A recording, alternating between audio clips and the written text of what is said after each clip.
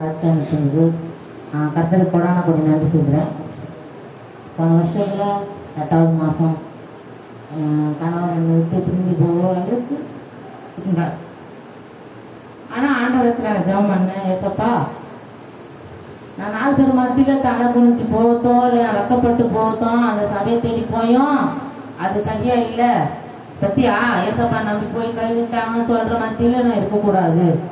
எனக்கு உயிர் கொடுத்தது நீங்க, இந்த பூமிக்கு உண்மை மகிமைப்படுத்த வைத்தது நீங்க, உண்மை ஆராதிக்க இந்த உலகத்துக்கு கொண்டு வந்தது நீங்க. எனக்கு அப்பா அம்மா இல்லைன்னு சொல்லிட்டு அது உலக பிரகாரமா தான் இருக்கும். ஆனா எனக்கு அப்பாவும் அம்மாவும் நண்பனாவும் எல்லா விதமாவும் நீங்க இருக்கிறீங்க அப்படின்னு சொல்லிட்டு ஆண்டவரத்துல நான் அழுது ஜெபம் பண்ணேன். அப்பன்டிஸ் வெடிச்சு யாருமே உயிரோடு இருந்ததே கிடையாது. அது வெடிச்சப்போ இறந்து போயிடுவாங்க. ஆனா என் கணவர் இந்த 6 மாசமா உயிரோடு இருக்கிறதுக்கு ஆண்டவருடைய கிருபை தான், அவருடைய தயவு, அவர் இறக்கம் தான் காரணம். தன் மகளை இந்த உலக பிரகாரமா இருக்கிறவங்க தன் மகளை வேதனைப்படுறது எந்த தாய் தகப்பனும் ஏற்றுக்க மாட்டாங்க. நான் உலகத்துக்கே தகப்பனா இருக்கிறேன் என் கர்த்தர். அவரு நான் அழுத்து வேதனைப்படுறது அவரால் பார்க்க முடியாதுன்றதுக்காக என் கணவருக்கு மறு ஜீவனை கொடுத்திருக்கிறாரு. அது சீக்கிரத்துல அவர் ஆண்டவர் புரிஞ்சுக்கணும். அந்த அப்பண்டிஸ் நாங்கள் வச்சுட்டு ஆப்ரேஷன் பண்ணி எடுக்கவே இல்லை. கர்த்தர் எதையோ குறித்து வைத்திருக்கிறாரு. அவர் உயிரோடு இருப்பதுக்கு கர்த்தருக்கு நான் நன்றி செலுத்துறேன். என் பிள்ளைகள் எவ்வளோ ஆபத்து வந்தாலும் அதுல இருந்து கர்த்தர் விடுதலை ஆகி இருக்கிறாரு. நடந்து போய் பட்டுன்னு உயிர் விட்டவங்க எத்தனை பேர் இருக்காங்க. கழுத்து அடிக்கணும் தான் இறந்து போயிட்டான் அப்படிலாம் சொல்றதுக்கு.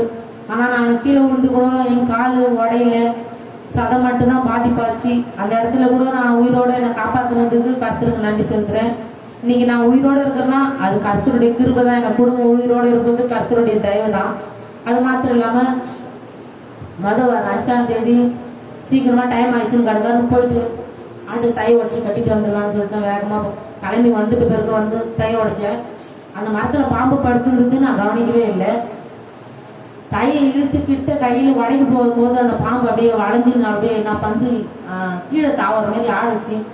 இன்னும் கலையத்தான் நான் பிடிச்சிருக்கோம். ஆனா இப்படி இருக்குதுன்னு சொல்லிட்டு பார்த்தா தகவல் அந்த பாம்பு கையை கிட்டு வந்துடும்.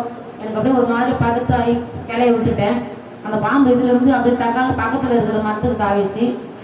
ஆனா நான் ஏசப்பா பாடத்தான் பாடினேன். சொந்தம் நீர் பந்தம் நீர் ஏசப்பா, எனக்கு சொத்து சோகம் எல்லாமே நீங்க தான் சொல்லிட்டு அந்த பாட்டு பாடினே போய் அந்த கலையை உடைச்சுருந்தேன். ஆனா அந்த இடத்துல கூட அந்த பாம்பு மூலயமா எனக்கு எந்த ஒரு ஆபத்து இல்லாம காப்பாத்தினாரு. வீட்டுல படுத்துட்டு இருக்கும்போது அது மாதிரி நான் பார்க்கணும் டிவி பார்த்துருந்தேன். பாம்பு என் மேல ஏறி கடகடன்னு டிவி மேல ஏறி கடகன்னு வீட்டு மேல ஏறி போயிடுச்சு.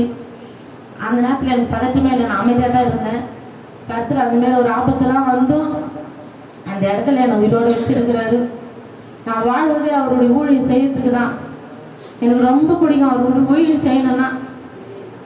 அதே மாதிரி என் பிள்ளைகளும் என் கணவரும் ஆண்டவர் தேடி வரணும்னு ரொம்ப விருப்பம். இந்த வருடமாவது என் பிள்ளைங்க குடும்பத்தோட ஆண்டவர் இந்த ஆலயத்தில் சேர்க்க உதவி செய்யும்படியாக வேண்டுகிறேன். ஆண்டவரத்துல கண்டிப்பா சேகரம் சொன்னாரு. ஏசப்பா கல்லு மண்ணு வணங்குறவங்களுக்கெல்லாம் இடம் இருக்குது. உண்மையான கடவுள் உண்மை வணங்க எங்களுக்கு ஒரு இடம் வேணும் ஆண்டவரே. ஏசப்பா நாங்க இந்த பூமியில இருந்து உங்க யாராலைக்கு உங்களுடைய ஆலயங்களுக்கு வேணும்னு அழுது ஜெபம் பண்ணேன். ஆண்டவர் இதே இடத்துல ஒரு தளத்தை போட்டு அதுக்கு மேல 2வது மாடி போட்டு அந்த இதே இடத்துல ஆண்டவருக்கு சர்வீஸ் நடக்குது. எனக்கு சப்பனத்துல கொடுத்த எல்லா கனவும் பழிச்சுது. இந்த கனவும் பழிக்கும். கர்த்தருக்கு கொடான கோடி நன்றி செலுத்துறேன். எங்கள் குடும்பம் உயிரோடு இருப்பது கர்த்தருடைய இரக்கம். கர்த்தருக்கு நன்றி.